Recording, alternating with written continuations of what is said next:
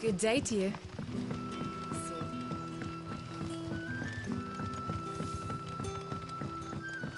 The crystals we get from the Are we to dig a new cellar? Ah, Clive. Your timing is exquisite, as always. I have a concern which you may be able to assist me with. Go on. There are whisperings afoot of shadowy figures having been sighted outside the village. Rustlings in the undergrowth, suspicious noises. My people fear that they are being watched. It may be no more than a surfeit of nerves, understandable in the current climate, or it may be the prelude to something altogether more dangerous. Given what I hope you'll forgive me calling your nose for trouble, I wondered if you might investigate. Of course. Excellent. You might begin by speaking with the good citizens of Lostwing. Listen to their tales, and make what you will of them. All right. I will.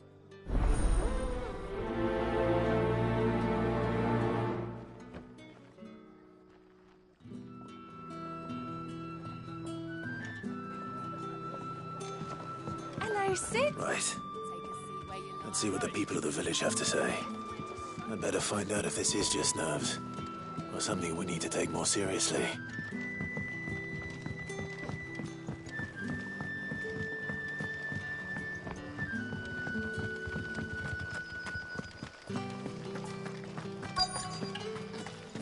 Word is, the Black Shields took a hiding in the hands of some pit. Excuse me. Quentin mentioned strange figures having been sighted near the village. Have you seen anything? Nah, not me, Gov. I heard the rumours, though. I'm here most days, right next to the gate, and I ain't seen nothing out of the ordinary. Don't worry. Any shady characters try and slip into town this way, and I'll soon come running. And shouting, most likely. All right. Thank you.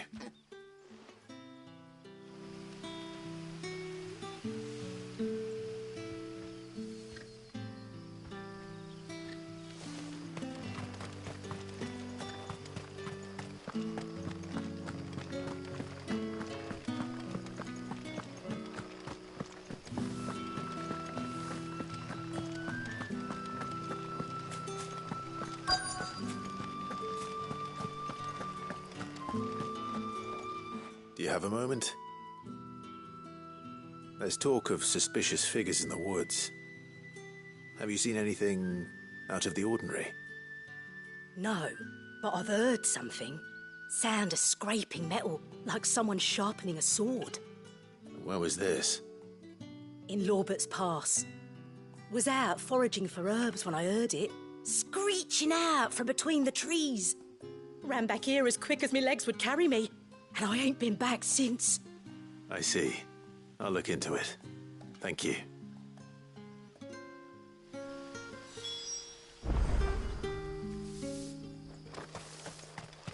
Seems Lorbert's Pass is our best bet then. What do you say, Torgal? Shall we go and investigate?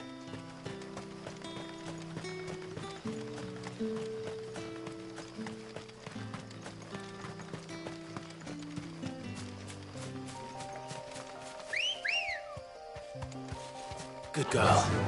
Fly, Ambrosia.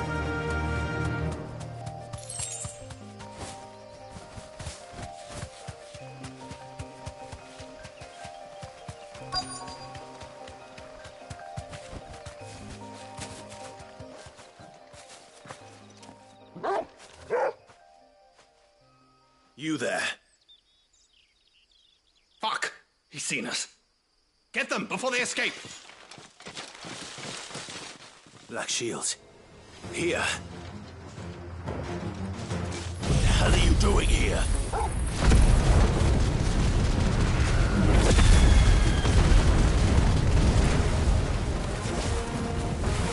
What is it to you?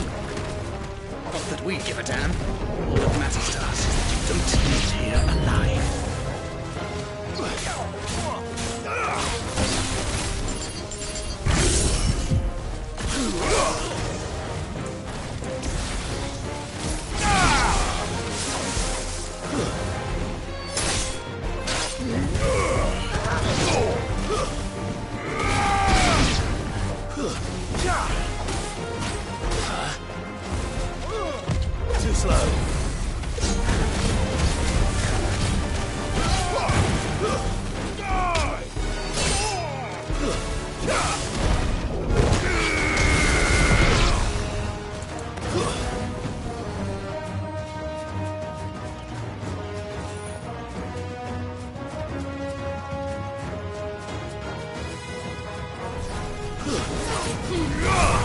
It's over!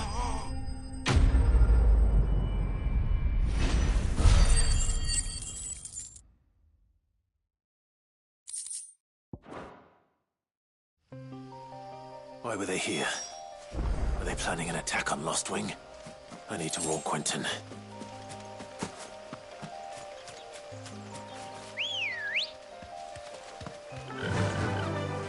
Faster!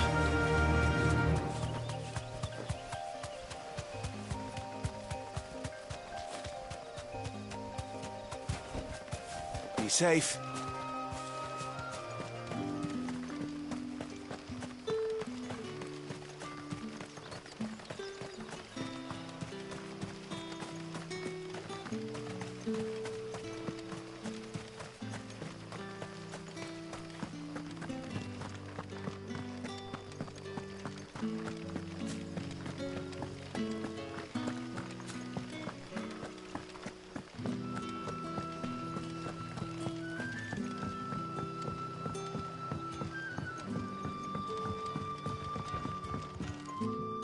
Clive, how goes the hunt for our sinister figures?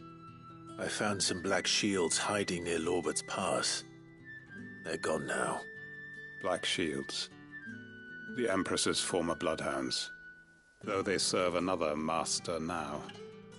One who means to root out and destroy both me and those I care for. And it would appear the pack has finally caught the scent of its prey. Damn it all. I had hoped I would have more time than this. More time to prepare. But if we are cornered, we have no choice but to bite back. And bite back we shall. I'm sorry. You're going to need to explain. Who did the Black Shield serve now? And why would that person want you dead? Because I want him dead. Who? The former Lord Chief Justice of Sanbreque. All that I have built here is for him. I don't understand. Why him? Why Lost Wing? I suppose it is better that you know the truth. I was a member of the judiciary once. So sickened was I by the injustice of this world, I swore to fight it. And fight it I did in my own small way. I saw more than a few corrupt officials condemned to the very cells into which they had thrown blameless innocents. Men to whom the law was but a scourge to turn against the powerless. And throughout, it was the Lord Chief Justice who backed me, who was my one true ally in the quest to see justice done. So what changed? I discovered that he hunted bearers for sport. I was a fool to think he shared my hatred of venality and vice. His support for me was no more than a facade, a means of ridding himself of his rivals, a mask to hide the rot beneath. I filed suit against him immediately. His response, however, was rather more visceral. He had my entire family slaughtered. And he faced no punishment whatsoever. I lost everything. My loved ones, my livelihood, my position, the faith I had once held that any modicum of justice might be achieved through the courts. So I set about enacting my own. I tracked down every soul who served him, and slit their throats myself. But the man himself proved an altogether more difficult target. With money and power come protection. And so I saw that I would need an army of my own. I came here to Lost Wing and began recruiting like-minded individuals. And everyone here knows this is why you do what you do. Of course. They too have lost loved ones to the bearer hunts. Seen faultless friends sent to the gallows to spare the guilty.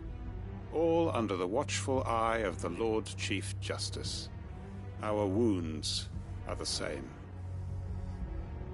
And our cause is the same. We are comrades. And our revenge is already in motion. We know where he hides, how numerous and well-trained his guard. What we did not know until now, however, was that his plans may already be in motion too. Quentin. Our time is short.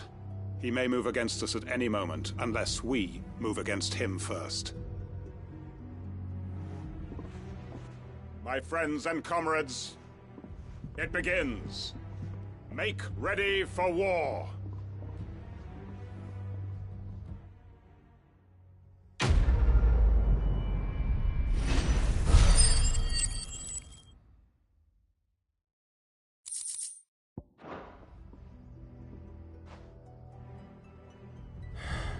I'm not going to change his mind.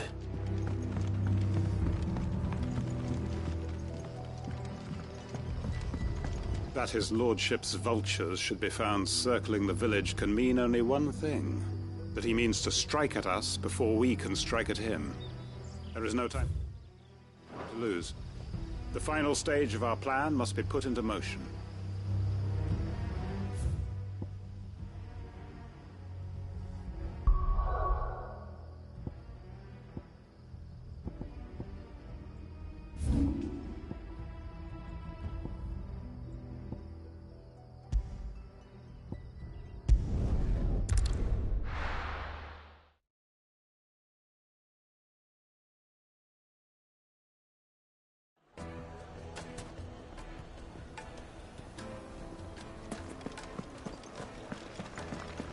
The finest fabric. Take a sniff, good sir.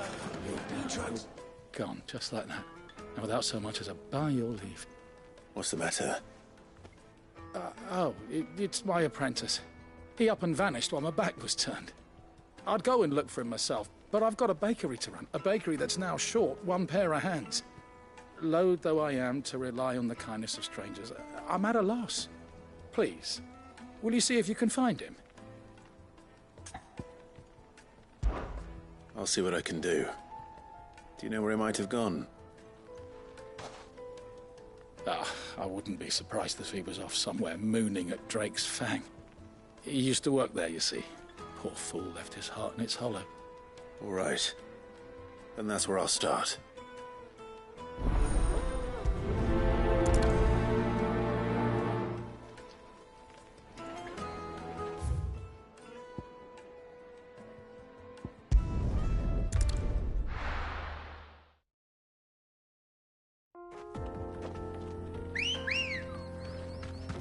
Good girl.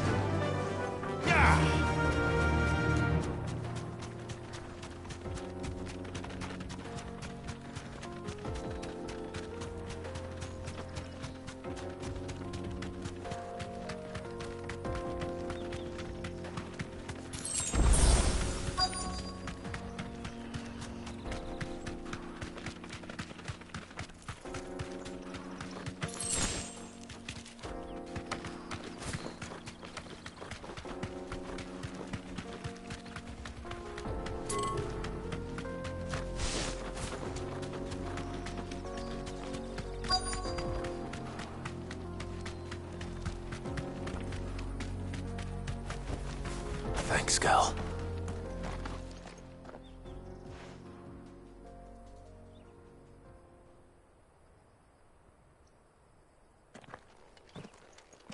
Excuse me. What do you want? The baker sent me to find you. I am a sorry, selfish sod, aren't I? Certainly not a baker. Master must have ruled the day he took me in. Time was the sight of the Fang used to calm my nerves. But now look at her. I take it you missed the Mother Crystal.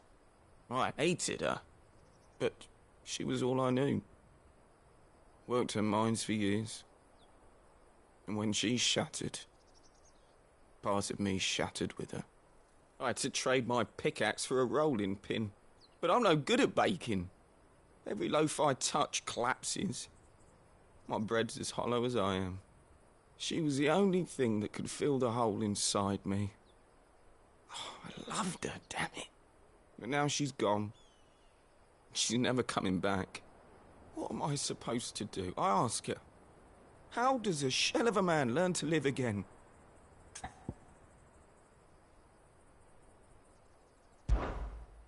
Perhaps you could express yourself in your work. If you miss the Fang, maybe you could recapture it somehow. Recapture it? I'm a baker, not a... You know, you might just be right. What a fool I've been! I have to get back to the bakery right away. Thank you. Thank you, my friend. You've opened my eyes. Wait.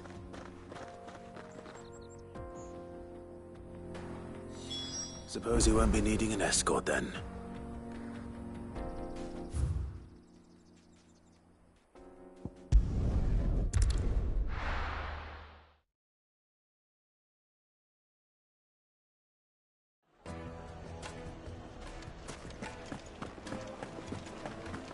My carpets. Take a sniff, good sir. You'll be Ah, there you are.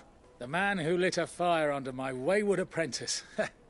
Though I worry you might have stoked the flames a little too high. He damn near ran me down trying to get to my oven. Master, it's ready. Behold the Drake's Balm. A truly unique creation. I dare say it is. Just look at it. A perfect likeness of the Fang herself. Her steepled peaks, her fulsome spurs, her inviting hollow. True, my loaves collapse more often than not, but what's the Fang without her crater? Why, no Fang at all. And look, inside. She's filled to bursting with a bounty of beautiful crystals. Salt crystals!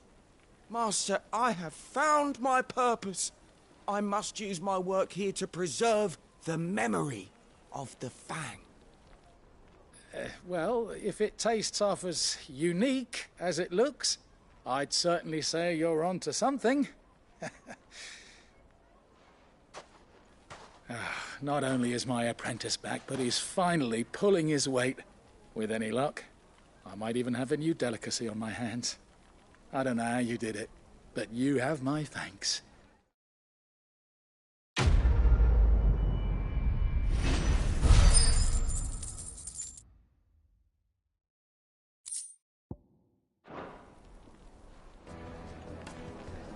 Now, Dusan, I know you're keen, but do you have to use the good salt? Leave some for the rest of us. Sorry, Master. I'll go and get some more later.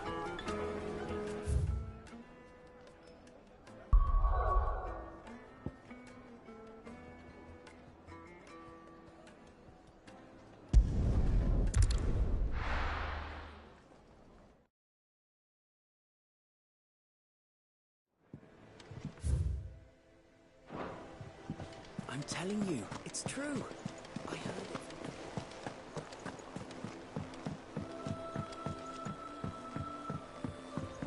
We're seeing troops amassing at every border crossing. No surprises there. Clive! Quick look. Always something in there.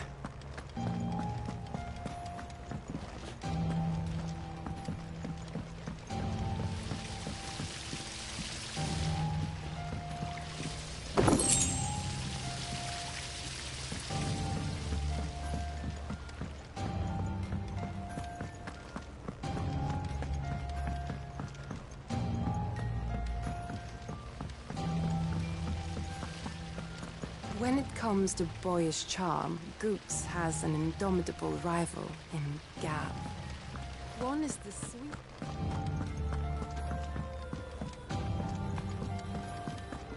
I think Mid might need some help tidying up.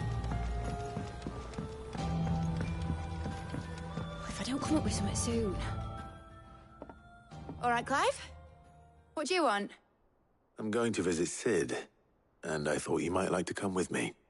Sorry, I'm too busy for all that right now. I've got to get this thermal displacement stack sorted. Thermal... Displacement stack. Here. And this is for... Only the fastest, finest ship the world has ever seen. The Enterprise. Me and my dad designed it together. Where other vessels rely on the fickle winds to drive them through the water, ours is fitted with mithril engines. And those things have got more push than a behemoth in a bad mood, and more heat than all the hells put together.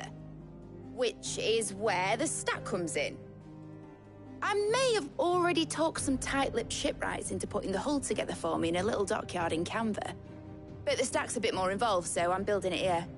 Thing is, it's so involved that I'm running behind and it's starting to hold things up over at the shipyard. I'll come and see my dad, though, when I'm done. Whenever that is.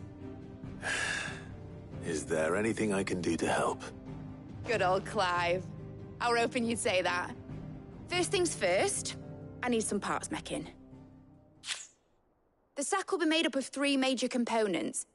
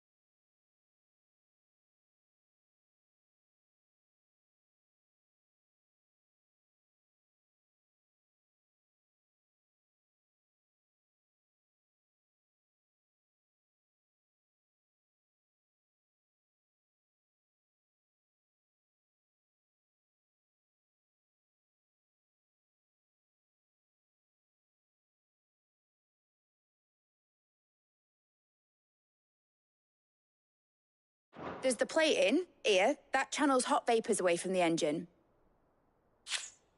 The helm over the top, that disperses all that heat into the air. And the shielding around the sides. That stops the rest of the ship from going up in flames. A full suit of armor, then. Probably best to take it one piece at a time. Then you'll need to start with the plating. Everything else fits onto it. I've got the designs and the list of materials here. Show these to Blackthorn. He'll know what to do. I can't make head nor tail of them. Luckily, you don't need to.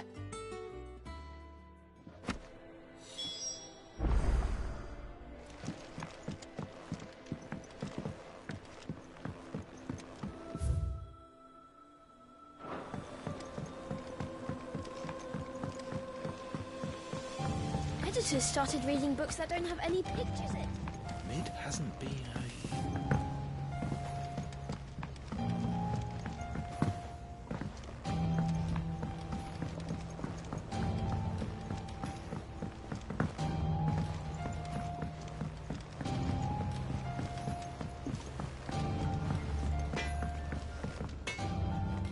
Blackthorn, can I ask a favor? Out with it. It's for Mid. This my last chance to say I'm otherwise engaged. Spare myself the arseache. Go on then. What is it this time? She said you would know. Here.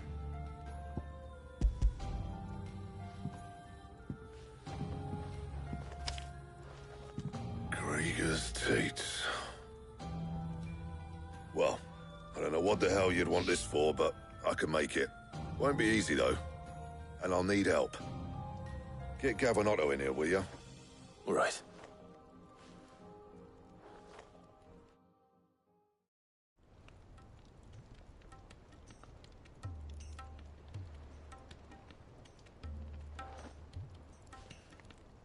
So Mid's roped us all in here again, hasn't she? Typical. Still, if that's what it takes to get her to visit Sid's grave, I'll do what I can. And, what is it we need to do, exactly? Take a look at this. It's this plating. The usual saw grade steel won't work. We need something that can get very hot, very fast, and still keep its shape. That means an alloy. Something that won't break or buckle at the temperatures she's talking about. Which is where you lot come in. I need materials, and I've got my work cut out already. You'll have to fetch them. Now, there's a special kind of sand I'm after that you can only find out in the Valcroy. Stardust, they call it. As for the rest of the stuff, my usual supply should have it in stock. It just needs buying and bringing back here.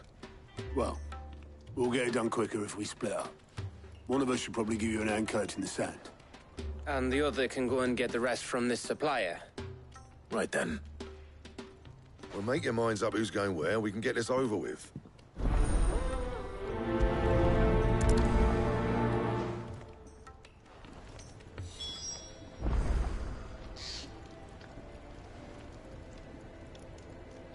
Up to you who you take to the desert. I mean, Gav's good in a fight, but you don't have my winning personality. Ah, don't listen to him. You'll be in the lowest of low company with either of us. You going after which one?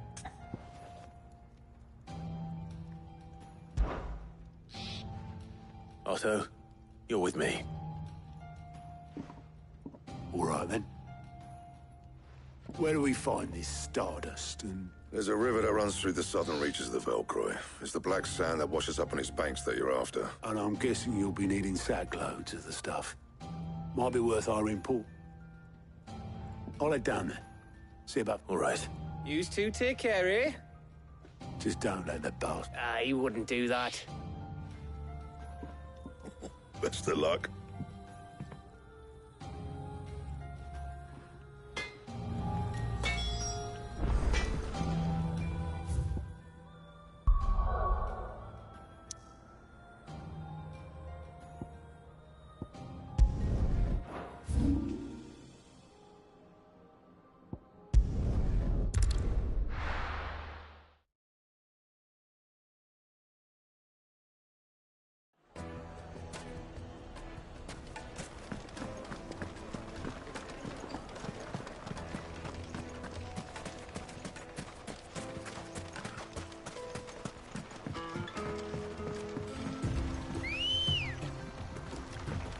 Looks like I found the river. Now where's Otto?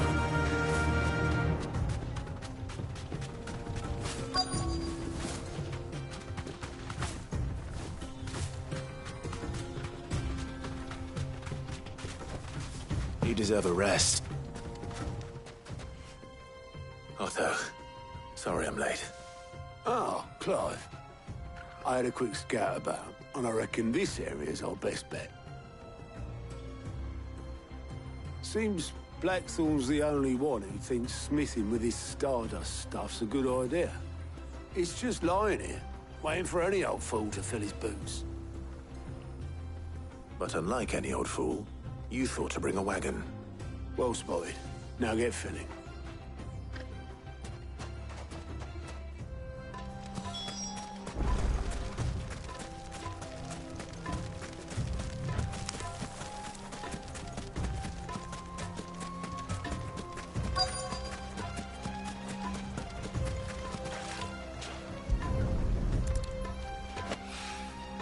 So this is Stardust.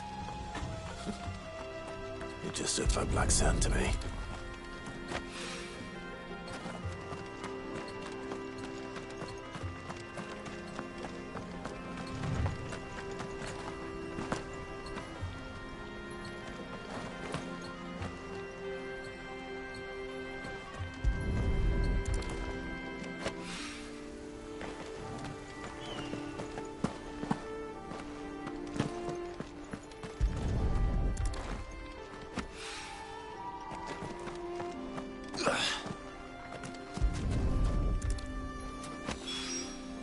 That should be enough for now. Let's see how Otto's getting on.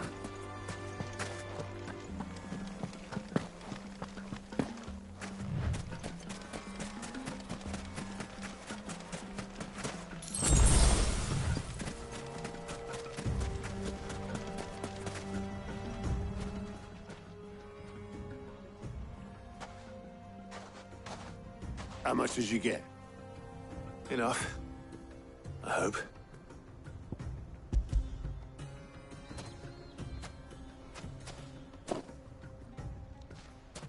More than me. Put it all together and I can't see Blackthorn complaining. Much. Here, Clive. Do you fancy a walk?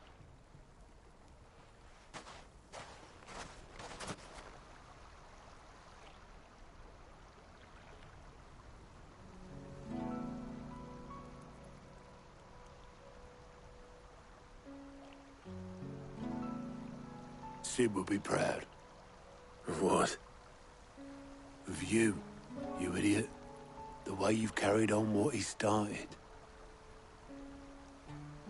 When we first met, I had you down as a spoilt little puppy who enjoyed nothing more than biting the hand that fed you. But 5 years on, you're the one doing the feeding. So thanks for proving me wrong. You weren't wrong. But I changed. Thanks to Sid. And thanks to you. When I suggested taking on his name, you were the first to back me. And if you hadn't, no one else would have. I couldn't have done any of this without you, Otto. Yo, give over. You're making me blush. All I did was choose hope over despair. I gave you a chance, yes, but you're the one who took it. You took a rabble of homeless, hopeless outcasts and put them back on their feet. Gave them something worth fighting for, just like the old Sid did.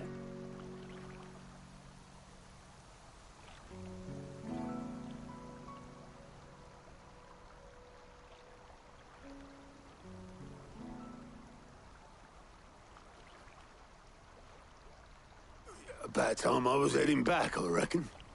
All this scrabbling about in the sand's taken its toll on the old pins. I'll see you back at the hideaway then. You can take a well-earned rest when you get there. Oh, I plan to. Believe you me. But I'll make sure Blackthorn gets his precious black sand before I put my feet up. He'll only moan otherwise.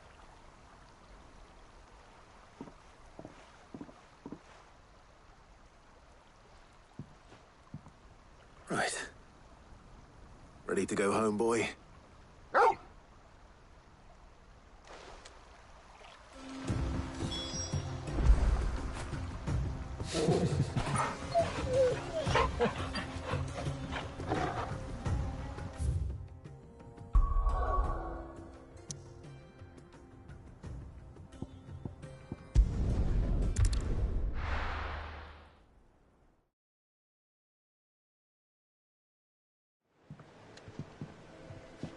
Let's hope this is all Blackthorn needs.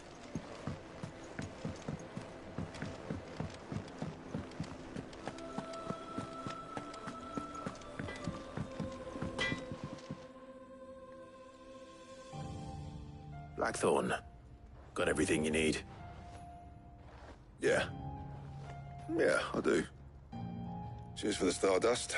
Should be enough to be getting on with. Nice to get out and about for once. Let's do it again sometime, eh? I'll make a start on putting this thermal plating together then. It will take some time, mind. So if you've got other things to be getting on with, I could do without you breathing down my neck. Thank you, Blackthorn. I'll let Mid know construction's underway.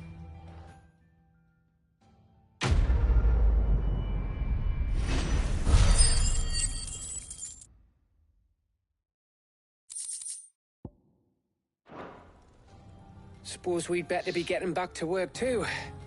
Give us a shout if you need anything.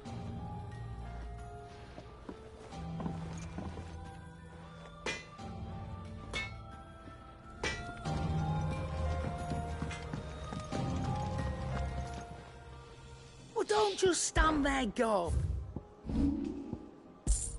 Come again. Oh, don't. I'm not much bothered either way.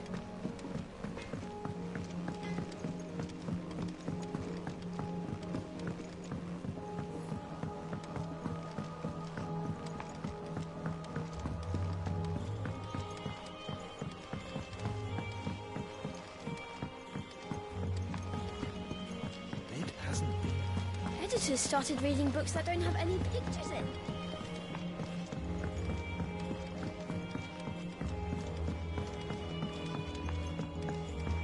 If I don't come up with something soon.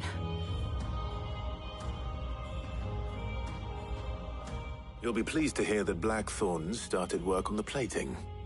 Excellent. 1 down, 2 to go. So, what's next? The helm, of course. For this, we'll be repurposing fallen scrap. Salvage from the ruins? I thought that material was all but impossible to work. Ah, but we don't have to. I'm sorry.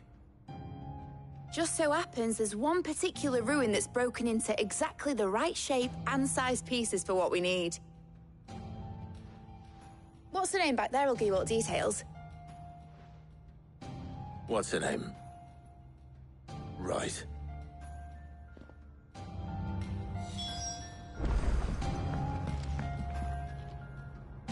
Oh, Sid, is this about the helm? Yes. Mid said I should speak with you. I'll show you the plans then. Here you see the mithril engine, in which mithril is burned to generate heat. That heat is then harnessed to produce motive force. Excess heat is dealt with by means of the thermal displacement stack, which disperses it into the surrounding air. Now, were we to rely on thermal plating alone to achieve this effect, the rate of excess heat buildup would far exceed the displacement coefficient of the plating. In other words, the reactor would overheat and eventually explode. This is where the helm comes in. It connects to the plating, you see, and serves as a sort of thermal sink to absorb all that excess energy. Our experiments have shown that fallen ceramics are remarkably thermophilic. They can withstand and absorb levels of heat far above anything we are able to make today. And not only that, they're also waterproof and immune to rust, making them the perfect material for our protective hood. Why, if sea or rainwater were to enter the reactor proper, it would vaporize instantly. The forces produced would tear the ship from stern to... You can stop there. I understand. Mid said we might be able to use parts of a fallen ruin. Where would I find it? Ah, yes. It's in Lorbert's Pass, near Lostwing.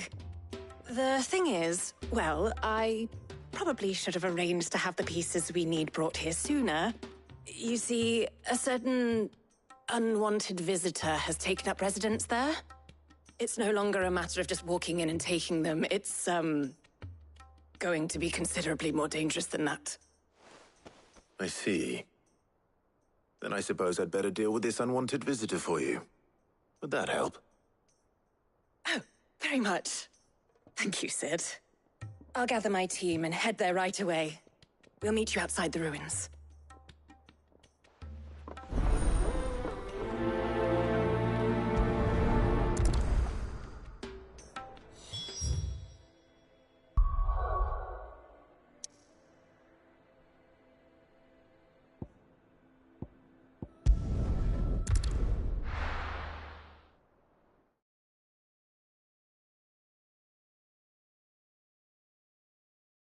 I'll be taking you all to a storehouse in the Bales. Leave anything you don't need behind.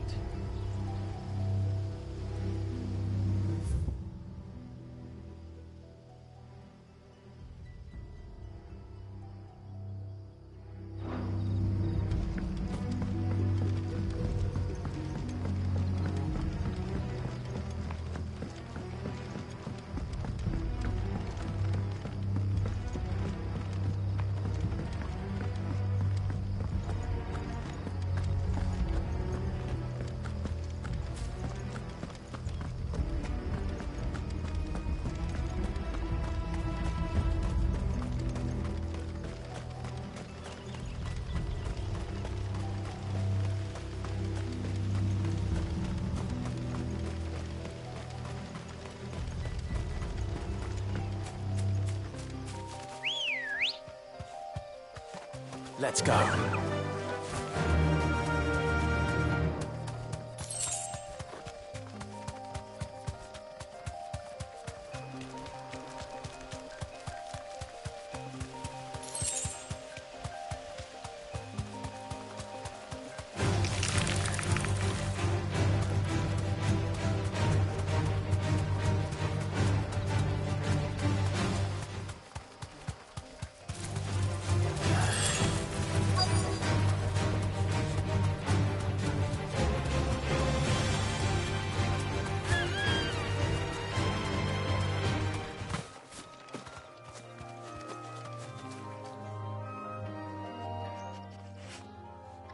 Oh, there you are, Sid. Thanks so much for coming. The, ruins are just over there, as is the creature I told you about, I'd imagine. Would you mind? Of course. I'll be right back.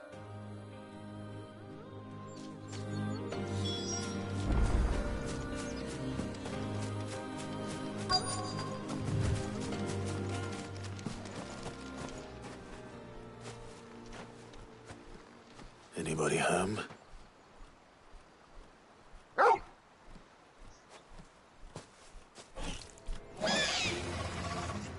This must be our unwanted visitor. Time to go.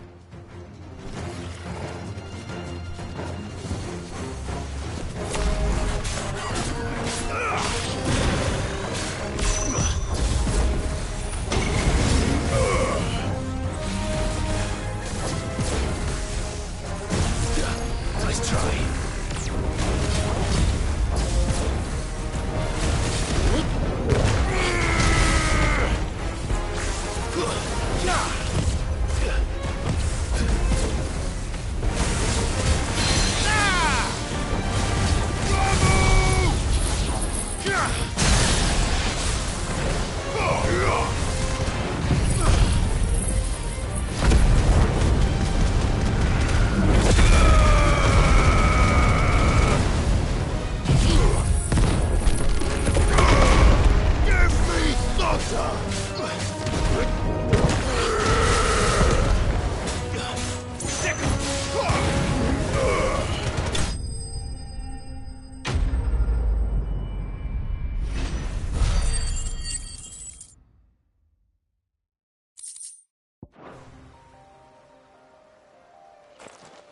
The things I do for you, Mid. Sid! Oh, Thank goodness you're safe. You shouldn't have any trouble now. Indeed. Well, don't let us keep you. We'll, see that everything is transported safely back to the hideaway. All right. I'll let Mid know you're on your way.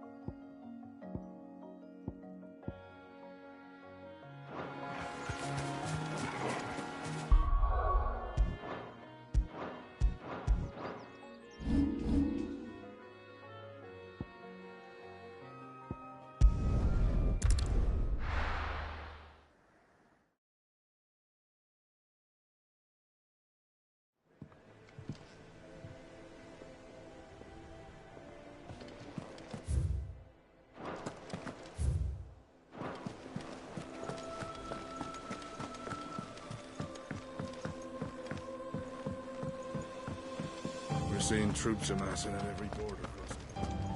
Well, no surprises there. Oh, I wasn't expecting you back. You earned this. Come again. I may have more for you. How may I help you today, Clive?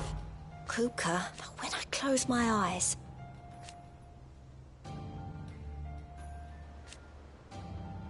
Only I don't know how. I wish you were here. Off you go then.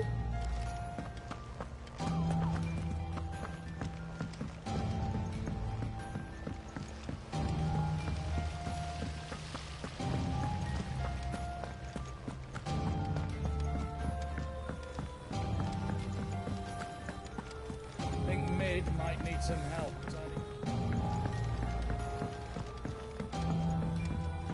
If I don't come up with something soon. Mid. Helena has recovered the material for the helm. She'll be along shortly. Excellent. Another job well done. And just one remaining. Right. Right, the shielding. This one's a bit of a bugger. How so? The plating's enough to stop the engines going pop, but those things will still be spitting out enough fire to set the rest of the ship ablaze. Which is why you need proper shielding. A prism for the dragon's breath that's blazing away inside. I thought a triple thick layer of tempered steel might do it. Or more of the stuff that the Fallen use, but they'd both be too heavy. The helm and the plating are bulky enough as it is. Add any more weight and the whole ship would be at the bottom of the briny before we'd even started. I need something light. But I've racked my brains and I just can't think what would do it. Well, if I were in need of obscure knowledge, I know whose counsel I would seek. Harpocrates. Tomes? Yeah, well, I'd thought of that, obviously. I've got all the details written down here. Can you take this to him, see what he makes of it? Right away.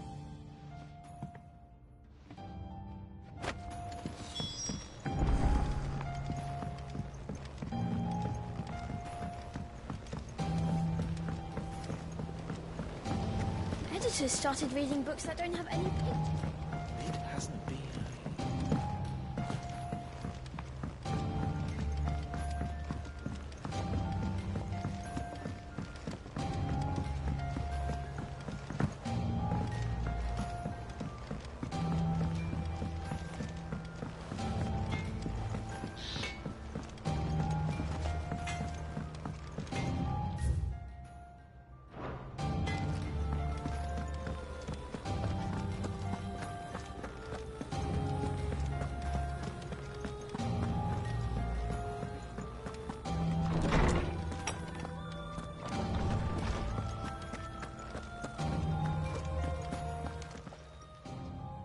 Hippocrates, do you have a moment?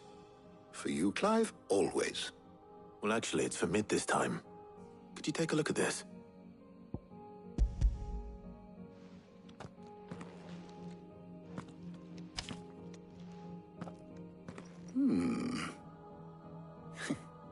Shielding for a mithril engine.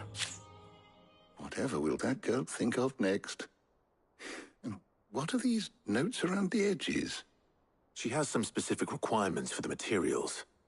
The shielding needs to be able to resist extreme heat on the inside, and yet remain cool enough on the outside not to set the ship alight, while also being light enough not to sink it. As you can imagine, she's struggling to find anything that meets her needs. I see. I wondered if you might know of a solution, or if you might be able to search the records for one. Perhaps it is not a different material she requires, but a different approach. What do you mean? Consider the lake we have made our home. Its blighted waters eat away far more quickly than fresh water or even brine, at timber and steel alike. And yet, we have made a home here from those very materials nonetheless. We have.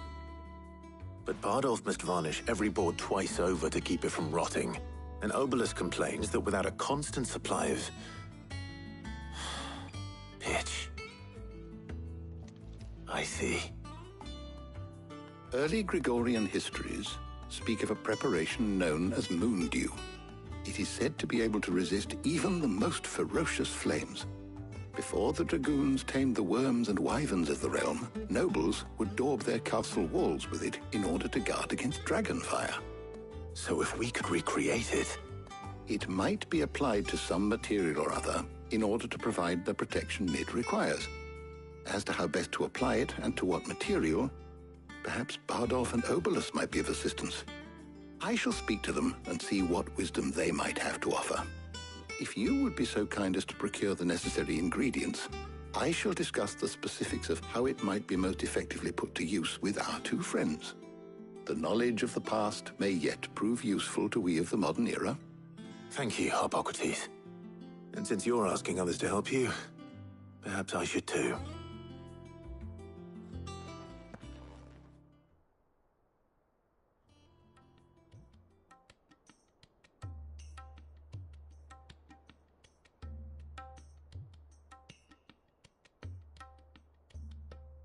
So you need a hand, do you? We do. I'll be heading to market for the ingredients we need. I could do with some help. And some company, too. The other can assist me in researching how best to prepare the shielding itself. Can we count on your aid? Always. Well, if Jill's game. Thank you. I am sure either of these fine young minds would prove indispensable in my research. I leave the decision as to who will go with whom in your capable hands, Clive.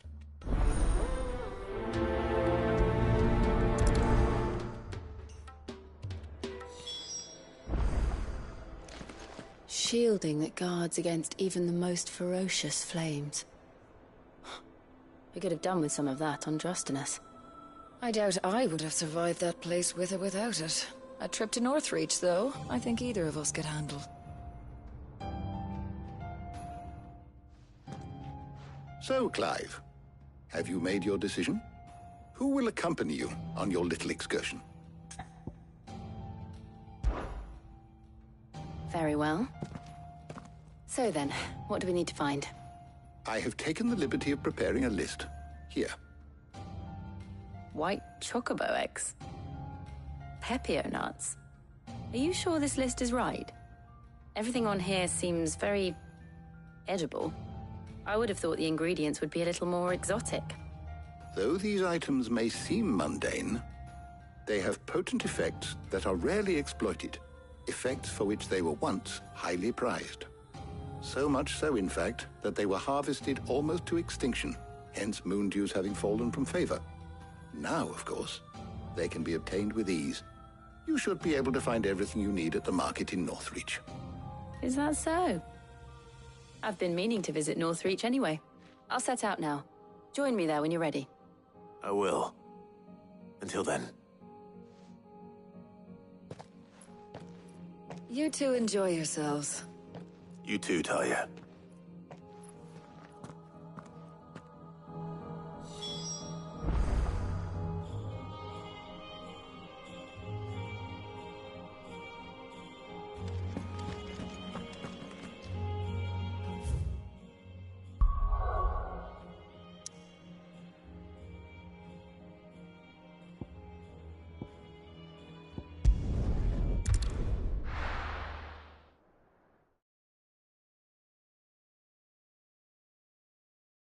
Now, where's Jill?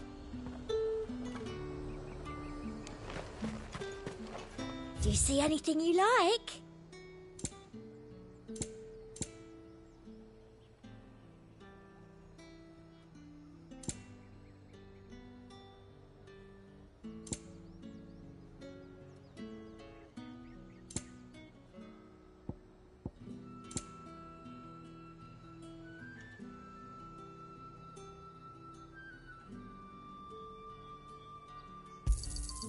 You've a keen eye.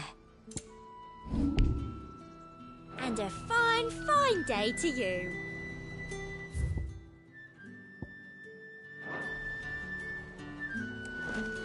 Keep them pilchards nice and chilled. I won't have you. Are those Pepio nuts? How goes the hunt for ingredients? I've only just started. I'm sure everything we need is somewhere amongst all these stalls, though. Why don't we split up and see? We'll take a couple of ingredients each. All right. What am I looking for? How about you look for the Pepio nuts and some garlic? I'll find the other things we need. We can meet by the gate when we're finished.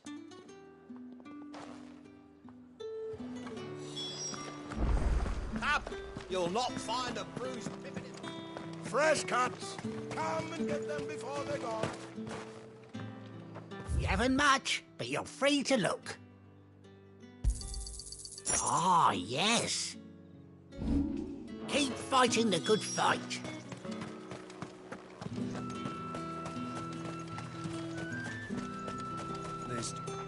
Oi, don't touch anything. Go on, take it. That's everything. Let's see how Jill's getting on. How the hell is anyone supposed to afford that? All anyone ever wants anymore.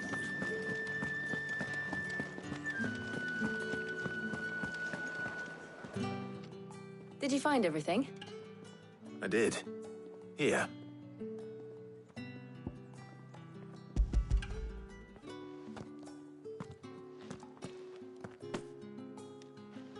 Garlic and Pepio nuts. Perfect.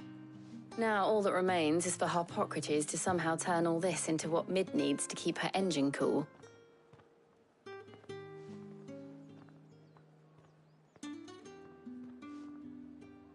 But before we head back, would you walk with me a while?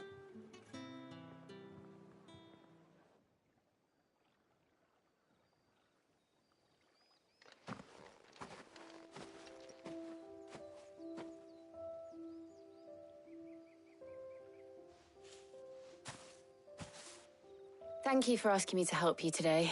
It makes a nice change. It does. It's good to get away from all the battle and bloodshed for once. Just being here reminds me of when we were children. Do you remember? Walking down Market Street in Rosalith, taking in the sights and smells. How could I forget? What with Torgal's antics. Remember how his nose would prick up at the scent of sausages? He'd go racing away and we'd have to go running after him. We wouldn't catch you now, would we, boy? Was there anything you wanted to buy for yourself while we're here? There was, yes. Well, sort of. Molly in the kitchens told me about a place that sells particularly good pies. Thought you might like to share one with me. I would. Thank you. And I saw some bread.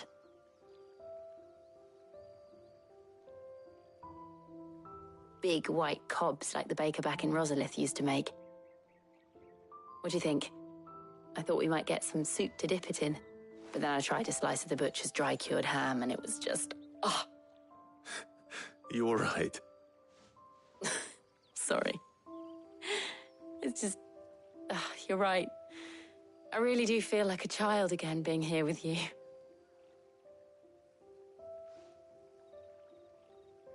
Clive. Is it wrong of me to enjoy this? No, Jill. This is how life should be. And it's how our lives will be when our work is finally done. When we can live on our own terms. I hope so. Thank you, Clive.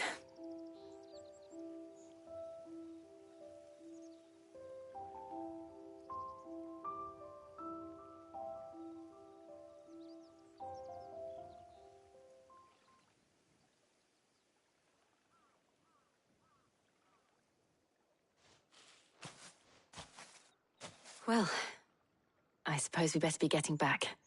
I need to give these ingredients to Harpocrates and Talia. I'll see you at the hideaway. Take care. I will. You too.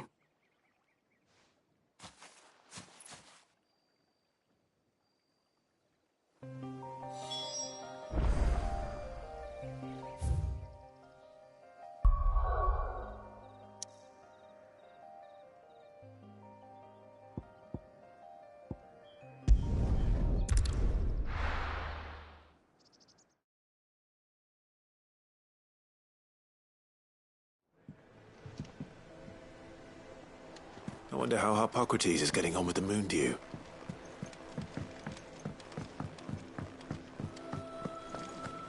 Thanks to Sid, the man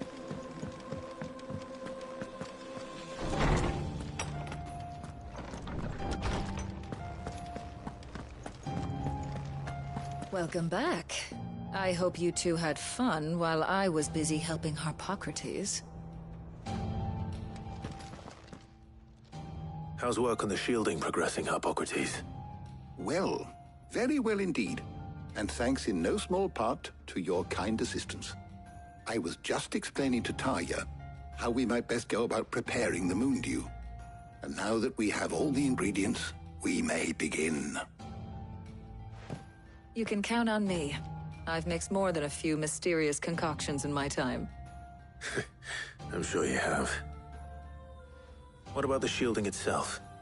Work is underway, under the watchful eyes of Bardolph and Obolus. Apparently, it'll be ready soon. Thank you. All of you. Right then. Jill, would you join me in the infirmary? Many hands make light work and all that. Of course.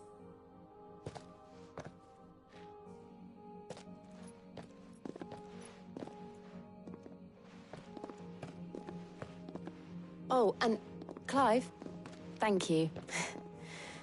It was nice just being with you.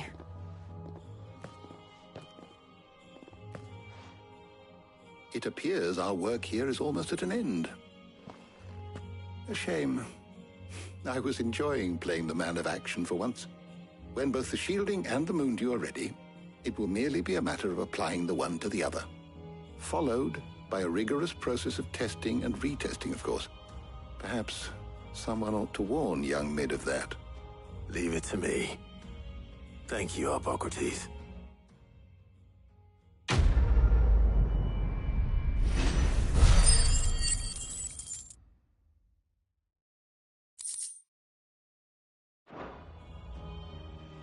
Well, I'd better go and give Mid the good news then.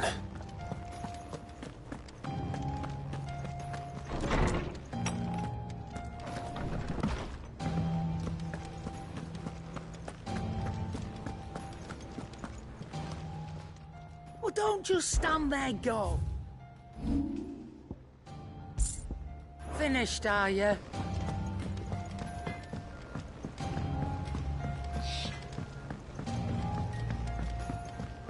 I went up to give some greens to the chocobo.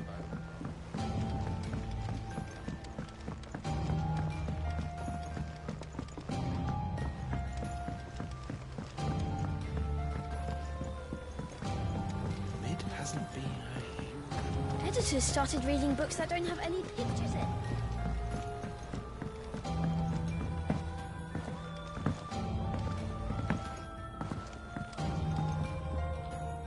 Sorry to keep you waiting, Mid.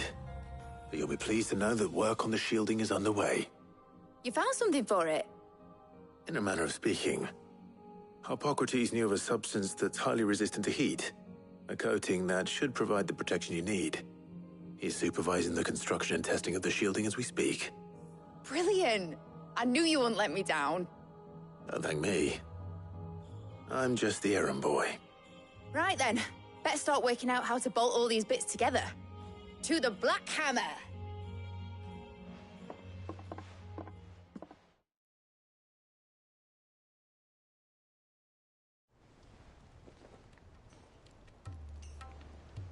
You know, when I got into the smithing game, I thought I'd be making swords and shields, not thermal bleeding didgeridoo-dahs. Displacement stacks. Same difference. Whatever you call it, I ain't putting it together in here. It's cramped enough as it is. Let's take this outside. Mid, you get all the parts lined up on the deck. I'll take care of the rest. On my way! Oh, and bring me the biggest hammer you can find.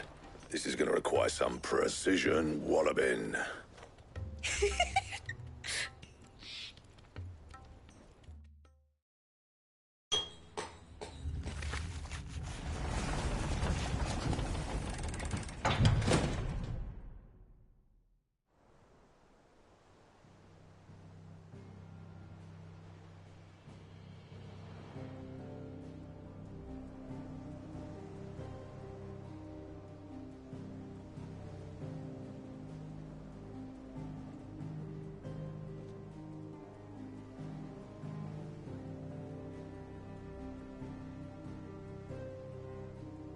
It's finished! It's finally finished!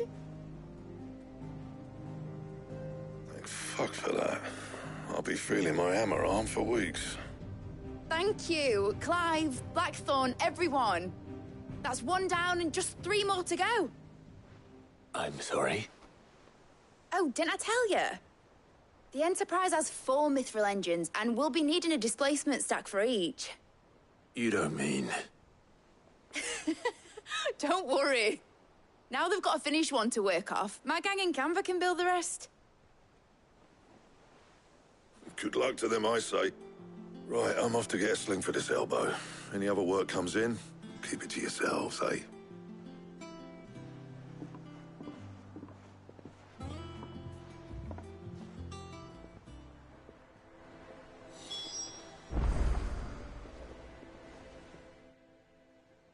What's the matter? Nothing. Just daydreaming. Thinking about the Enterprise sailing off over the horizon to shores unknown. Searching for a land untouched by the Blight. Just like me and my dad planned. So if the worst came to the worst and every scrap of soil in the Twins turned black, we might still have a chance. That's what she was meant to be. You see, one last chance just in case we needed it. But now she's so close to being finished, I've realized I don't want it to be that. I don't want it to be just a lifeboat for us to cling to if things get desperate. I want people to sail aboard her by choice, not from the lack of it. In a world where we're not just trying to survive, but where we can actually live. I'm working on that. And I'll do everything I can to get you what you want. Don't you always? All right. My mind's made up. As soon as the Enterprise is fit to sail, I'm putting her under your command. Sod our plans, I'm trusting in yours. Are you sure about this? Something tells me it's what my dad would have wanted. He'd be proud of you. You were gonna visit his grave, weren't you? I was. And you can come too now that your little project is finished. Right. There's just one thing I need to finish up first. Won't be a mo. All right. I'll let Otto know you're coming. Meet us in the mess when you're ready. Aye, aye, Captain.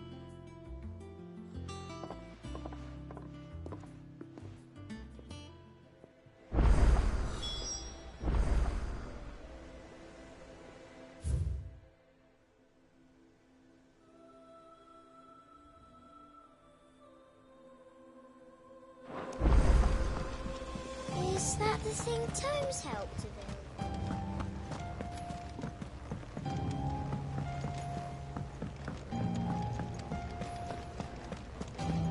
Thank you, Clive.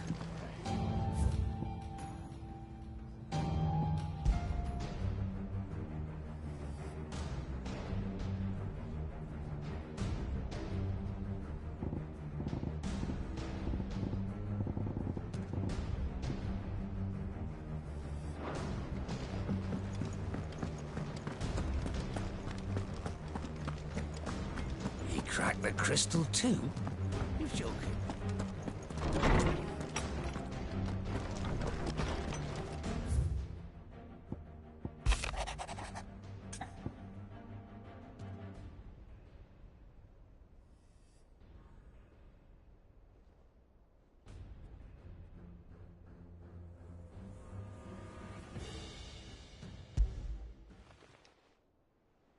Hopefully it's nothing.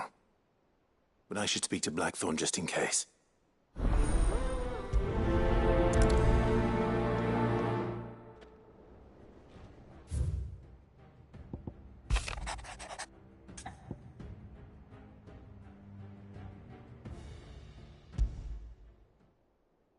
What could be wrong with Torgor?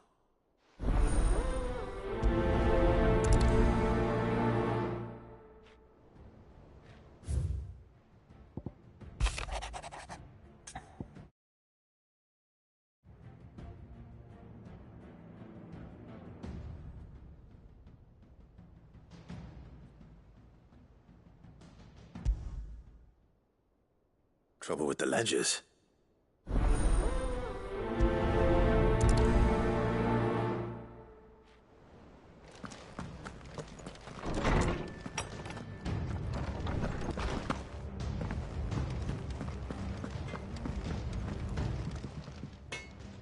Blackthorn, do you have a moment? Not really, no. This won't take long. I just wanted to ask how you're getting on. August was worried about you, that you might still be doubting your craft, even after learning the trick of that cuirass.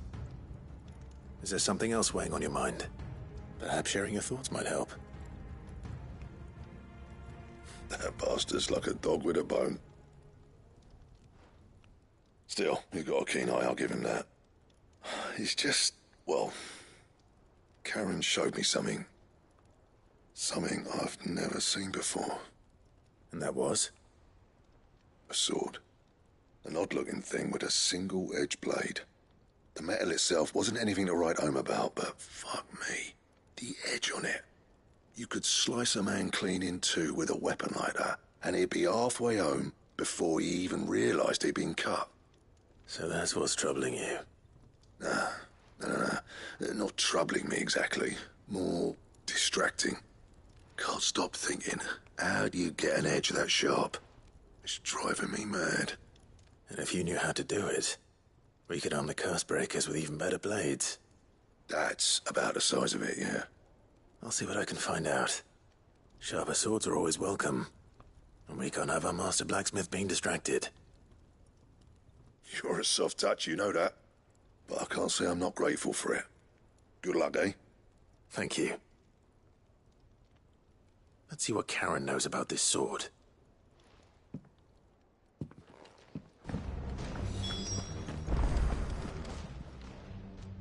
I got your note.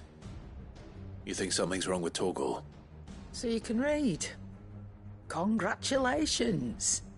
But I didn't say I were wrong with him. I said something weren't right. He's not been eating me treats. He used to love cracking the bones from Molly's boiled brown, but now he won't so much as look at them. Didn't like him. Which is why I'm of a mind that his mind's on something else. You've not been working him too hard, have you? No harder than usual. Is that it, boy? Do you need a rest? What was it you said he was? A frost wolf? That's what the lawsman seems to think. Then maybe this all has something to do with whatever it is that's woken inside him. I suppose things have been different since Rosalith. Perhaps Hippocrates knows something. Instead of everything, you mean? Perhaps.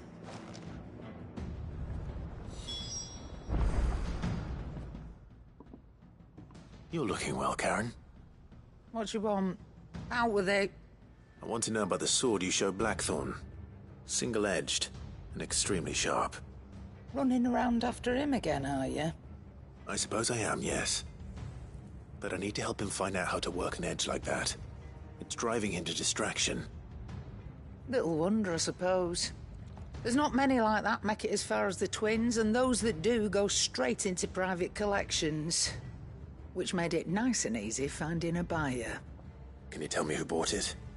Where is it now? You think I tell people who my clients are? Suppose you're not likely to go nicking him off me, are you now? Fine. If you stop mooning at me like that. Lord Ignac's the man you want. Dalmekian bloke. Collects weapons and the like. And he's got more money than sense, which is why he's one of my favourite clients. Reckon he'll still be at the inn in Dalamil, where I left him. Thank you, Karen. Oh, and he's a touch eccentric, if you take me meaning. I appreciate the warning.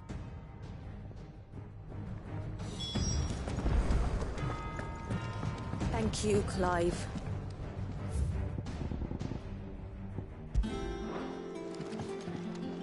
The nobleman who visited. What's that?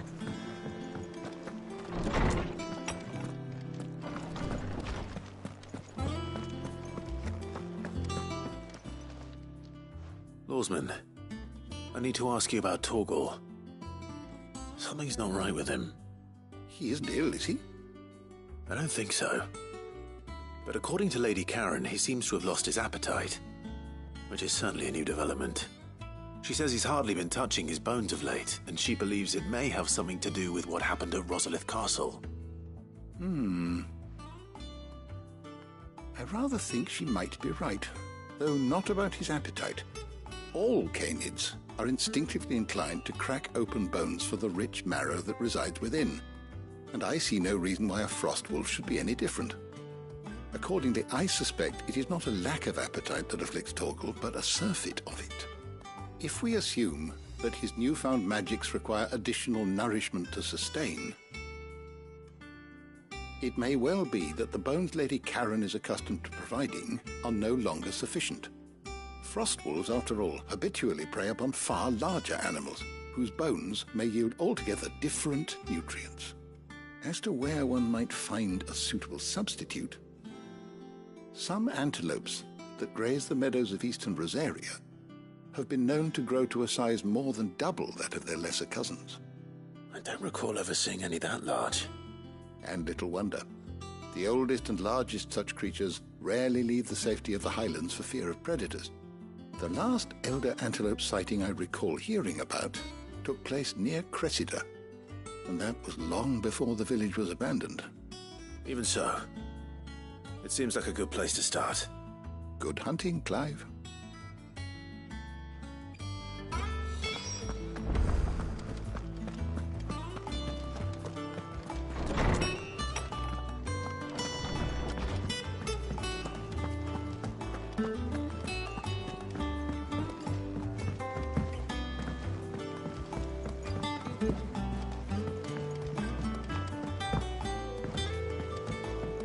Ned told me she was building a ship.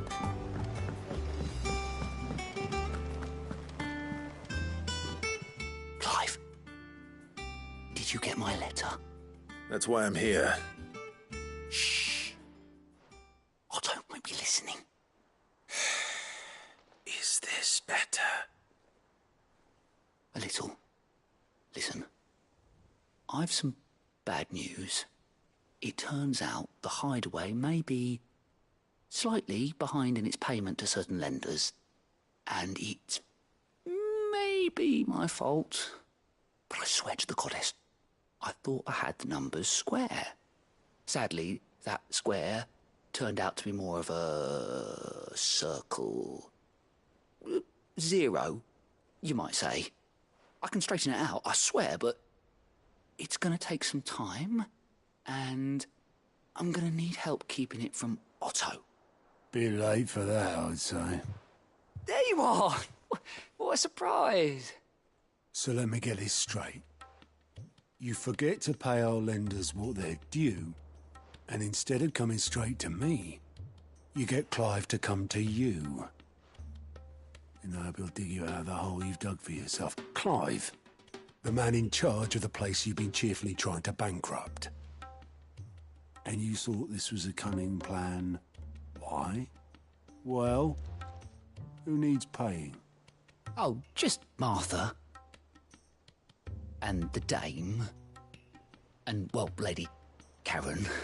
But only 500 talents. We owe 3 of our most trusted friends 5 million gil. Each. 5 million each.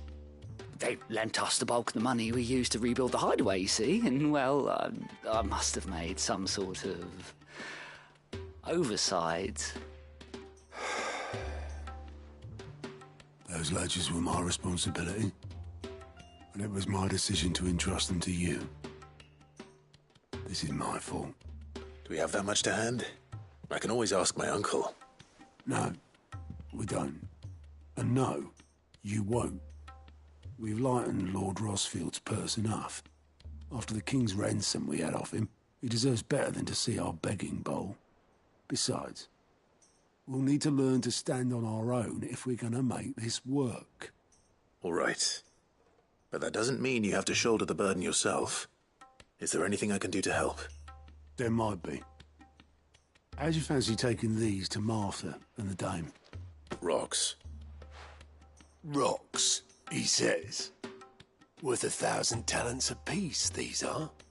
A little something Sid and I set aside for when times got lean.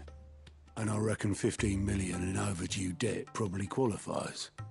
I just hope our associates' eyes are a bit more discerning than yours. I'm sure there will be. Should be me making the rounds, really. But you know how it is with this place. Orders to bark, arses to wipe, and all that. I know. Which is why I don't mind going in your place. Go. Do you know why I only gave Master Clive here 2 star rubies? Because you'd rather Lady Karen killed me. Because I'd rather Lady Karen killed you. Yes. Well, I suppose this is goodbye then. Don't worry. I'm sure Karen will understand. Really? Do you think so? No, I don't.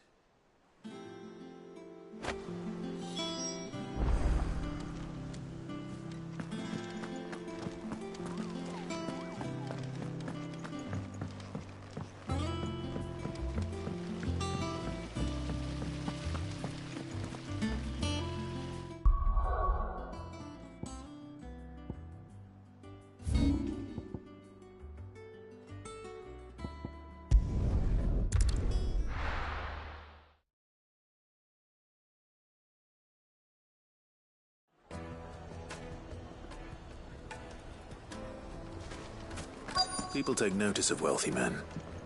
Shouldn't be too hard to track down Karen's collector. Gone. The whole mother crystal gone. What are we gonna do? Calm yourself. We don't know for sure.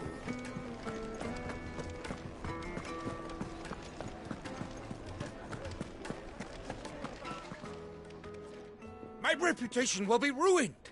Ruined! Calm yourself, Lord Ignac, I beg of you, before you do yourself a mischief. Pardon the intrusion, but... Out! Get out! I paid for these rooms so I wouldn't be disturbed. Leave me be!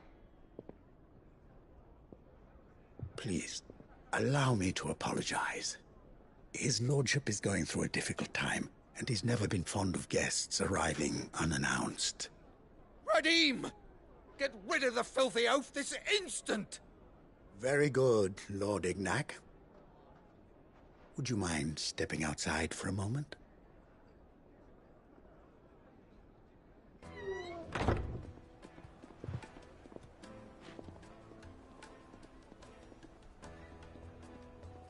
I'm sorry if I've caused you any trouble.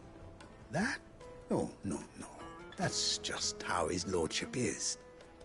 Though the morning's events have left him somewhat fractious. He has been dispossessed of his luggage, you see. The thieves also made away with a considerable amount of coin. Coin the innkeeper will soon be keen to collect. I don't suppose a certain blade was among the stolen items. A single-edged sword. It was purchased from a merchant friend of mine. Ah, you know Lady Karen. Yes, I'm afraid it was. Then I'll retrieve Lord Ignac's luggage. But I have one condition. You have but to state it. You are welcome to anything that is within my power to grant.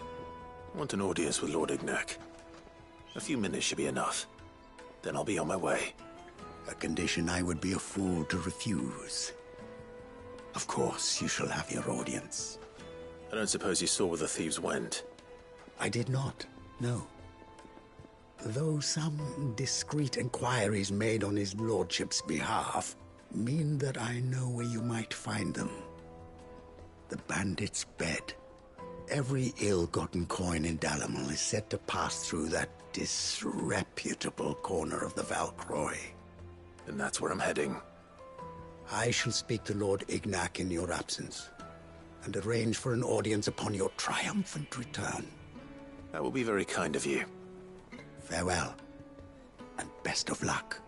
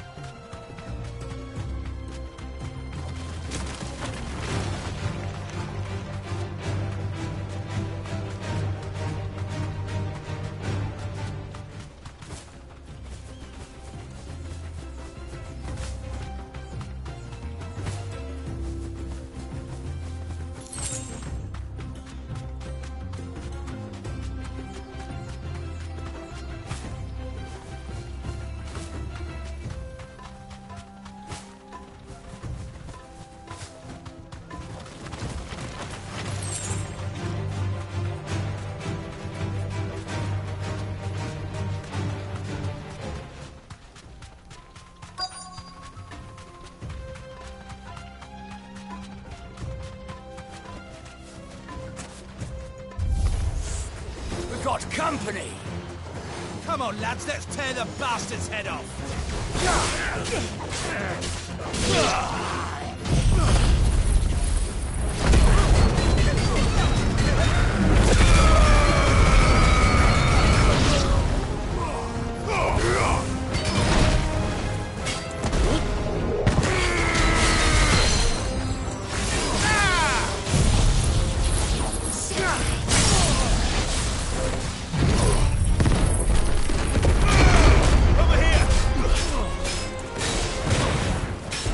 This way.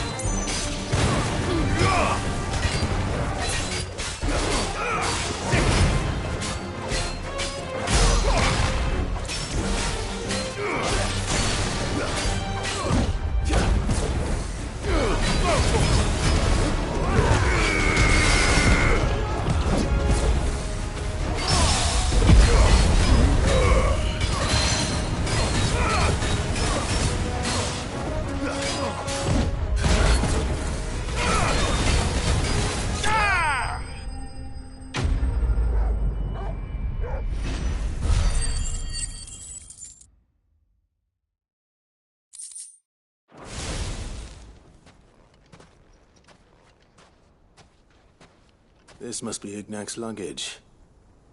Nothing seems to be damaged. All right. Let's get it back to Dalamel.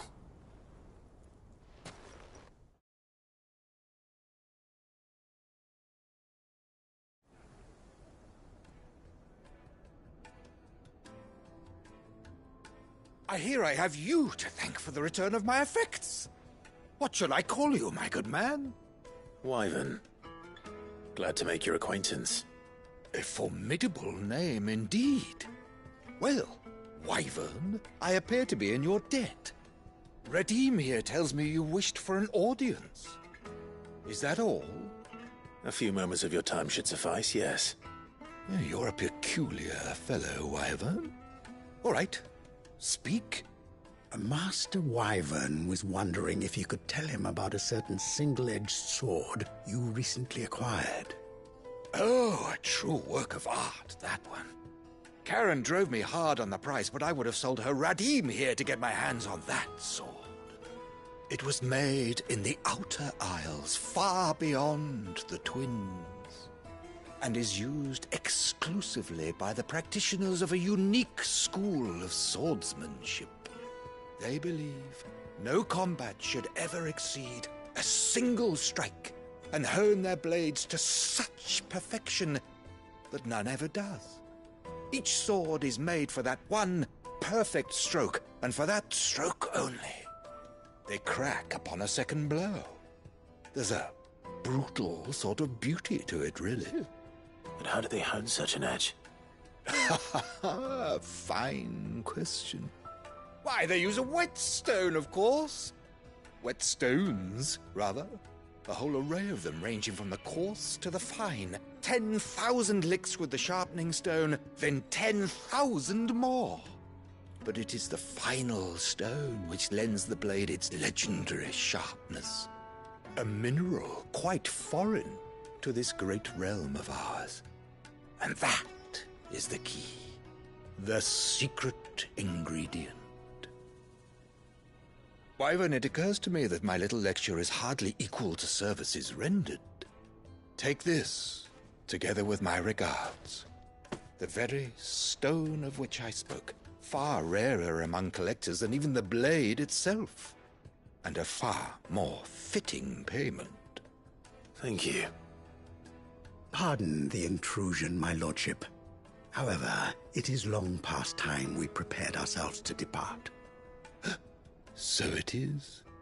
I am locked in bitter competition with a rival collector of curiosities. I am one step ahead of the unscrupulous scoundrel, but he is hard at my heels. Are there many other collectors out there? Too many to count, but only one do I consider my nemesis. Lord Byron Rosfield. And is a perennial thorn in my side. I can imagine. Farewell, Wyvern. May our paths cross again. Radim, we mustn't dawdle.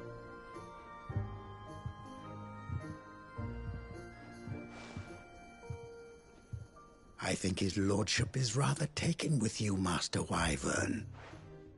Thank you again for your assistance. Coming, my lordship. I'll be right there.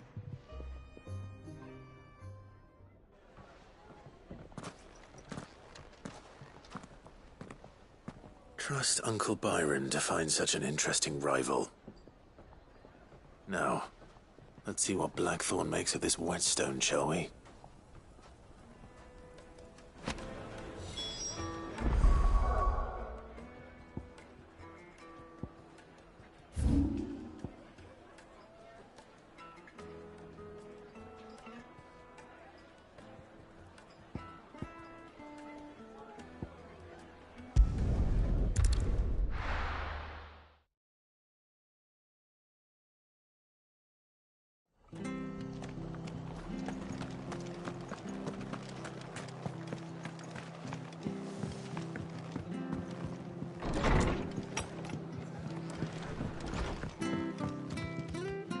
Clive, we weren't expecting you.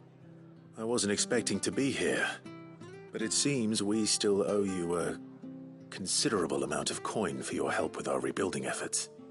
And though I doubt it's what you were expecting, we were hoping you'd take this as payment.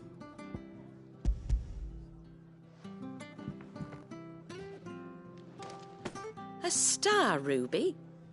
I can't accept this. It's worth at least twice what you owe me.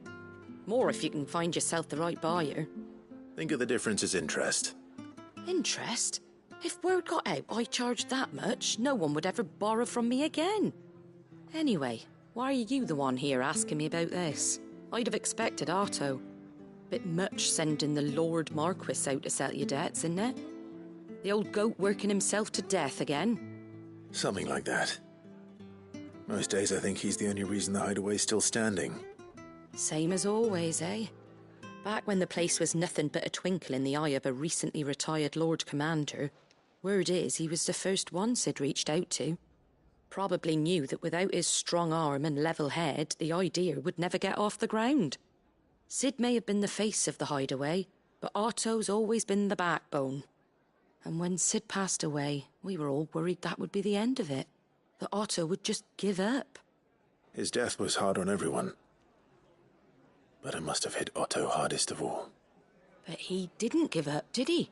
Quite the opposite, in fact. If I recall, he was the one who nominated you as Sid's replacement, and rallied the rest around you. I reckon what he saw in Sid, he saw in you too. And don't we all?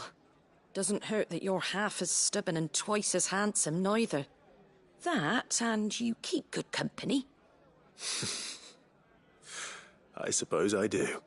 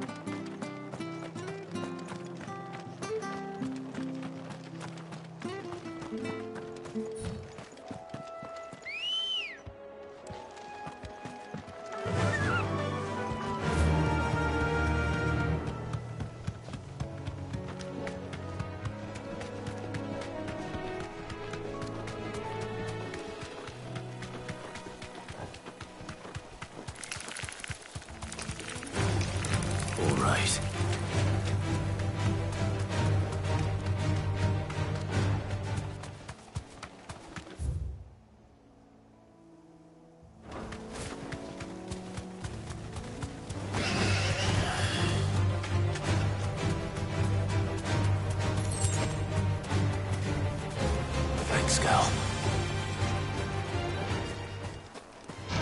No holding back. Nice try.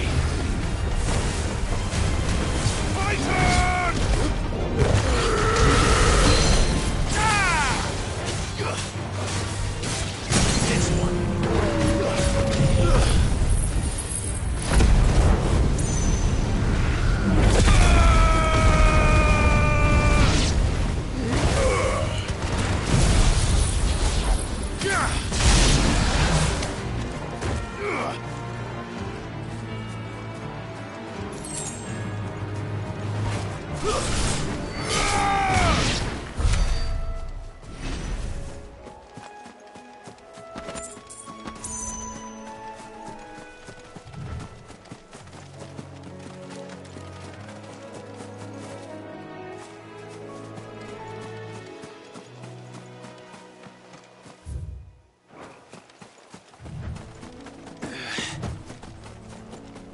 Well, it's certainly quiet. If I were a giant antelope, it would seem like just the place.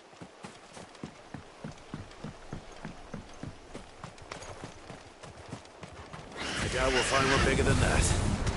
You hungry, Torgal? Stay down! Yeah!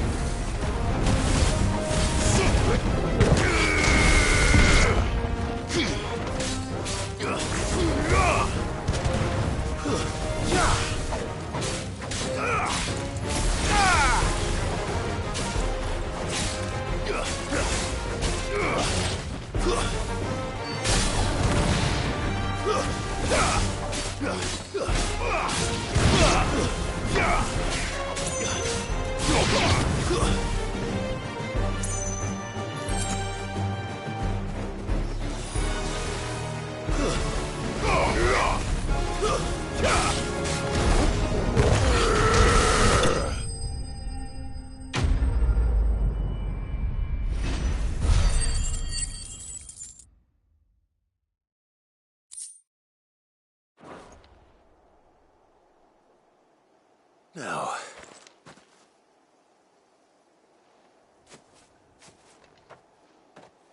will it be enough, I wonder?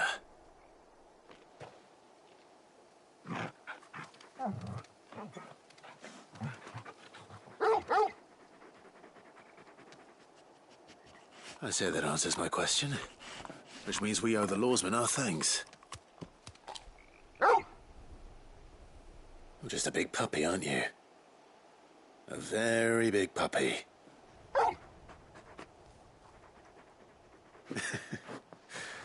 You do know you can take that with you, Torgal. Lady Karen will be relieved to hear you've got your appetite back. Come on, boy.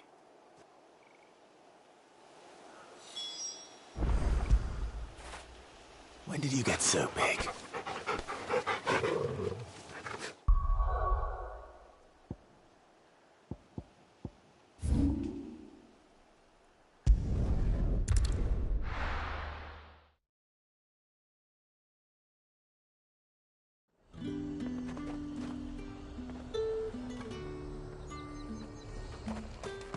There's talk that the glass gate flooded.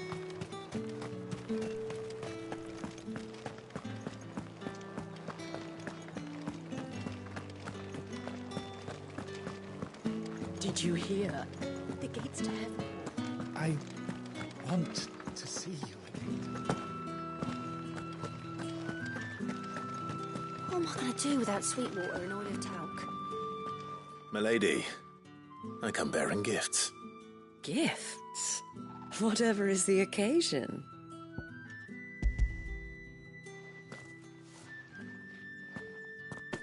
Oh my. Clive, you really have outdone yourself. Otto asked me to give it to you. To settle the Hideaway's debt with the Veil. And to compensate you for the time it took us to do so.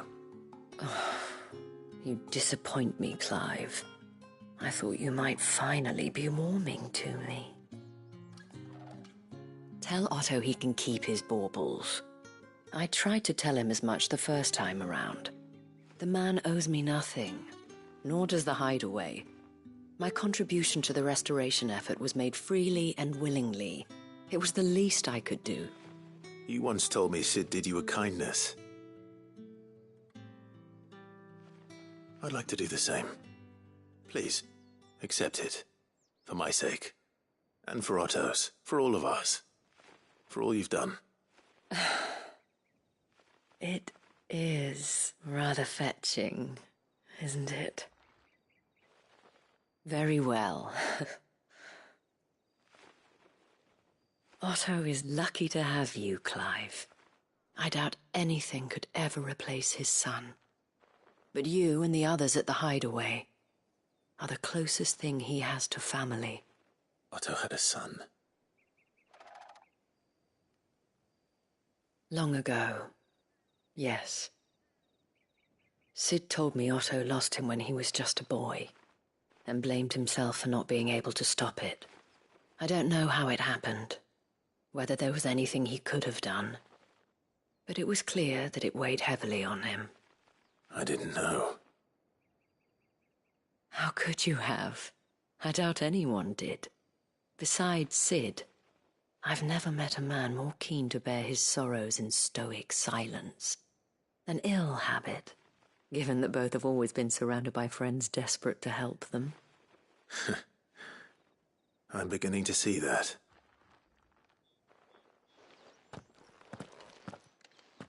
Gob will want to know the stones were delivered. If he's still with us.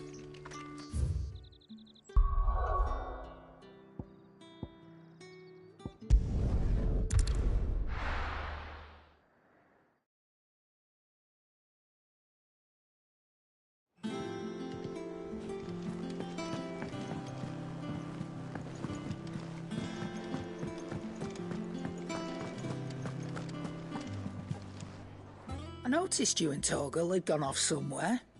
Take him for a walk, did you? You could say that.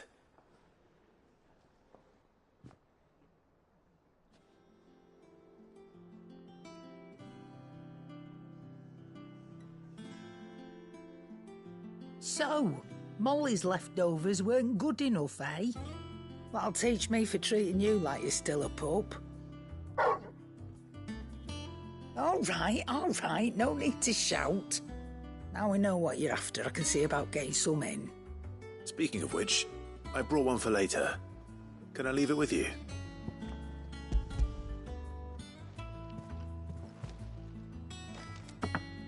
You can, aye.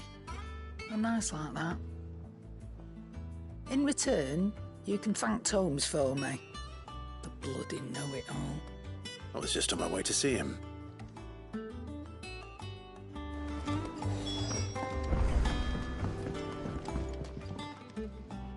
Sorry for the wait, but hopefully you'll agree it was worth it. You learned something about that sword, then? I did better than that.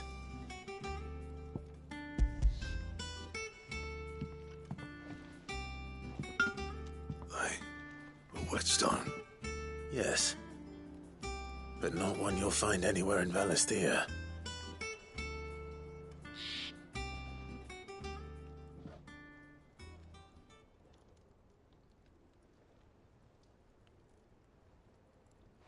No wonder I couldn't get the same finish on the grinding wheel. One hit and all done, eh? Might not be so bad if all you ever fought were duels. Good luck on the battlefield. Your second opponent would be your last, no matter how good you were. Even so, is there some way it could be used to give the curse breakers an edge? I think so, yeah. With this whetstone and the right kind of steel, I could probably even make a twin of the blade that rattled me. But there'd be no replacing this little rock once I worn it down to a sliver. I reckon we get a dozen swords from it, if that. Swords that the curse breakers wouldn't know how to wield properly, and that would see them through a single fire piece. Nah, no point trying to copy that thing. Be about as much use as a wax anvil. But finishing our blades with a whetstone this fine, now that's something to consider. And what's finer than fallen masonry, eh? Or more hard-wearing, for that matter. Just imagine it. Good Valisthean steel with an edge as sharp as any found in the Outer Isles. I won't make a copy, nah. I'll make something much better. I'm sure the curse breakers will be delighted. Just don't push yourself too hard. Don't you worry about me, sunshine. I've been working day and night since I was half your age, and I'll still be here when you're long gone. Hey, thanks, Clive. I mean it. I owe you one, August too. It's good to know someone's looking out for me. He'll be happy to hear you said that. And I'll see that my debt to you's paid. First new blade I make's got your name on it. You come and find me when you've got the materials. All right. I will.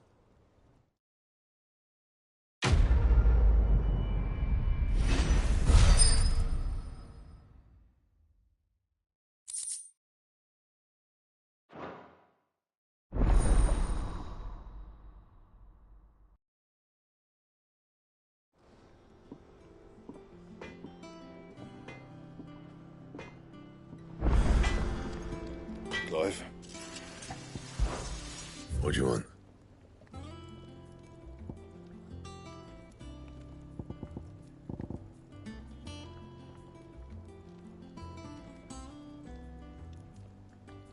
That it? Fine. Well, don't just stand there gawping. I don't know many fleshers who deal in cuts that size. If you're gonna buy something, be quick about it.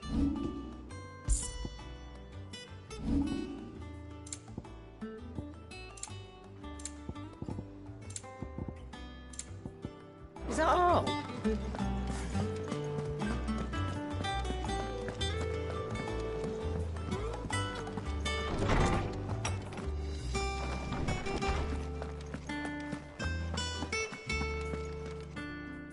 Ah, were you able to locate... We were indeed, Lawsman.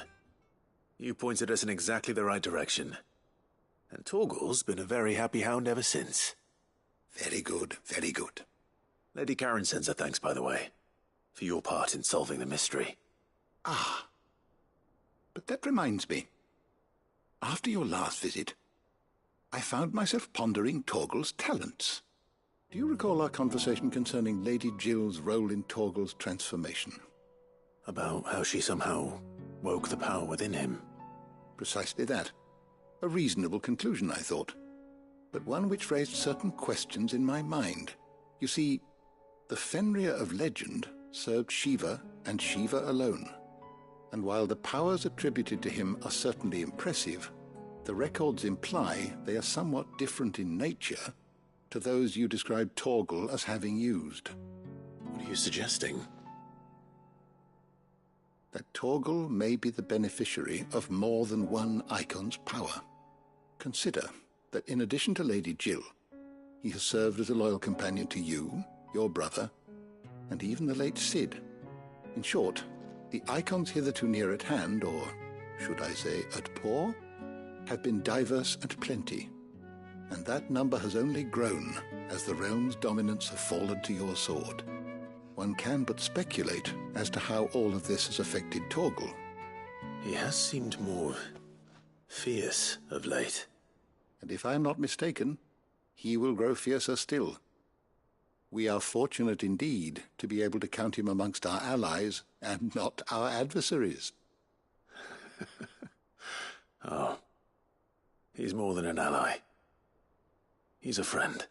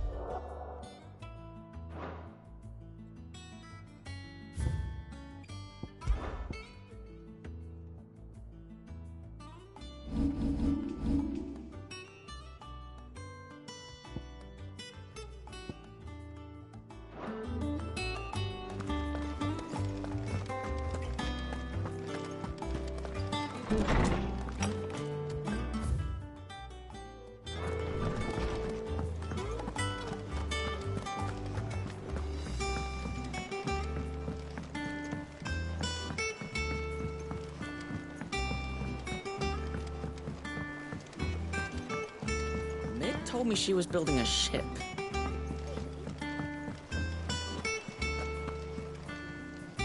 Goat. So Lady Karen accepted... Ah. But she was just too stubborn. She threw it right back in my face, in fact, and told me Karen refused... I hope it wasn't saying eyes. I'm sure you were as tactful as ever. I mean...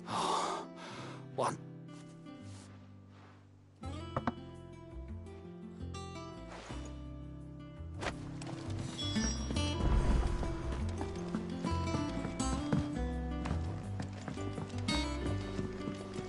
Is that the thing Tomes helped with?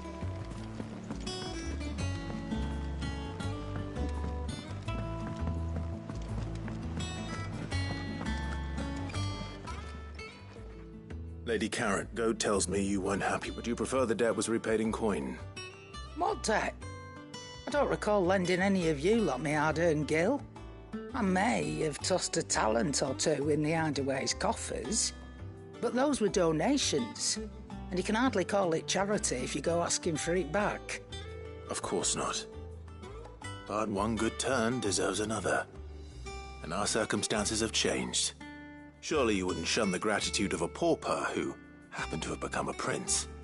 Oh, so you're a prince now, are you? Fine. But I'm selling it and taking what I'm owed, then you're getting the rest whether you like it or not.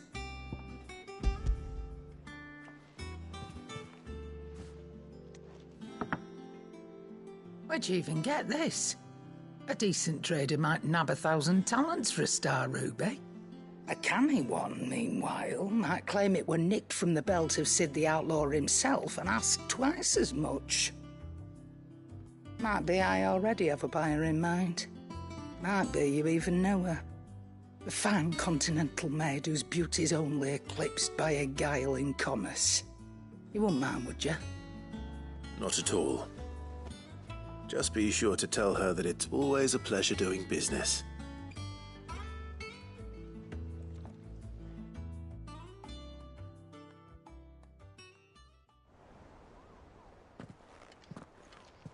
I hear you ended up delivering all 3 stones. Thanks to this lump. I sometimes wonder what I pay you for. Speaking of which, I still haven't been paid last month's wages. Oh, so you remember what's owed to you then? Get your ass behind that disc of yours and don't get up before those ledgers are square. Right away.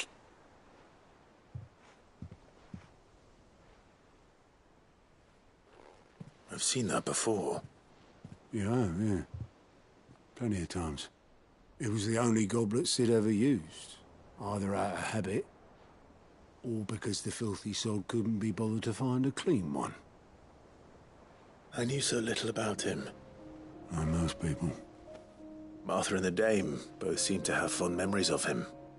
I bet they do. How long did you know Sid before he... Before he died. 20 summers, give or take. Back in the day, I was a purser on a trade ship, which is where I met him. He bought passage to... I forget where. And having nothing better to do on the long nights, we set up drinking island rum till the morning bell dragged me back to my duties. Quit my post not long after that, on account of making a fine maiden's belly fat. But me and Sid stayed close, promising we'd one day sail the seas again. That was before fate stepped in and said she was having none of it. The magic woke inside my son soon after his first name day, and there was no hiding his knack. Couldn't you and your family have... My family were the ones who summoned the constable, wanted the monster taken away. I couldn't turn my back on him, forget what I felt, and I couldn't for the life of me understand how they could. Luckily, Sid was of the same mind as me. It was him who stood beside me when all I wanted was to tear the whole world down. Him who cried for me when I had no tears left of my own. Him who swore he'd do everything he could to stop it from happening again. And he was true to his word, too. Left the Royal Army once and for all. His ranks, his ribbons, gone. Just like that. Threw away everything he had. All to right a wrong that no one else had the courage to face. I knew then I'd follow that man to the ends of the earth.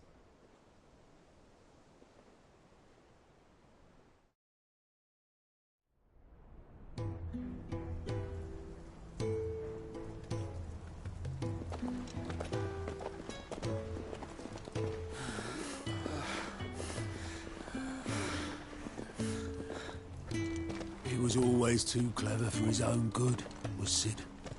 Saw the world for what it really was, while the rest of us were content to go along with the lie we were shown. And it can't have been easy, bearing that burden alone.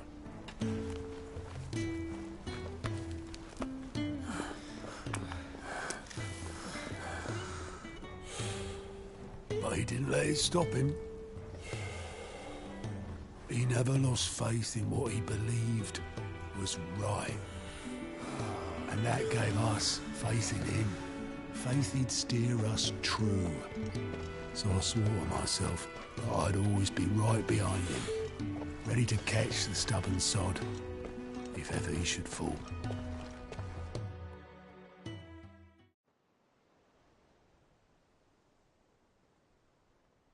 But I couldn't even do that.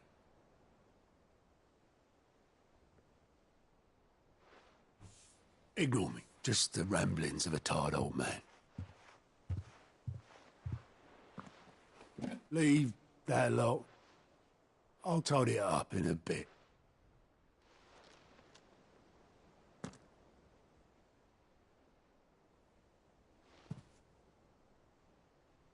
This is Sid's handwriting.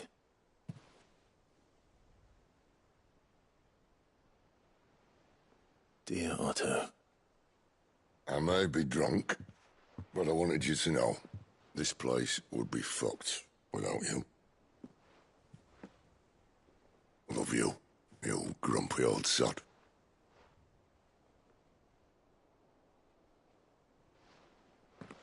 This note. Hmm?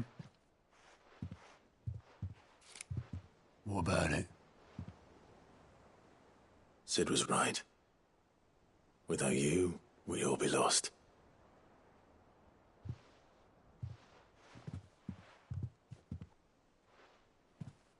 He should have bloody well said so then. Just once. Before he went. But then, why would he? Him, or anyone?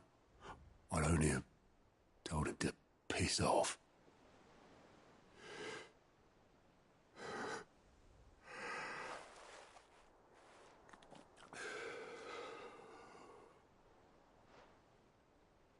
You're wrong, though. Both of you. It was never just me keeping the hideaway afloat. It was all of us. I just shoved people in the right direction, and I barely seem to be able to do that anymore.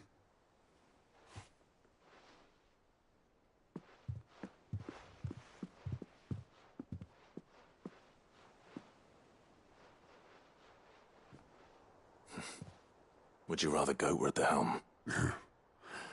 Well, maybe I've got a few more years left in me. I'm going to hold you to that, Otto. Before you go, Sid would have wanted you to have this. But that's... This'll do me just fine.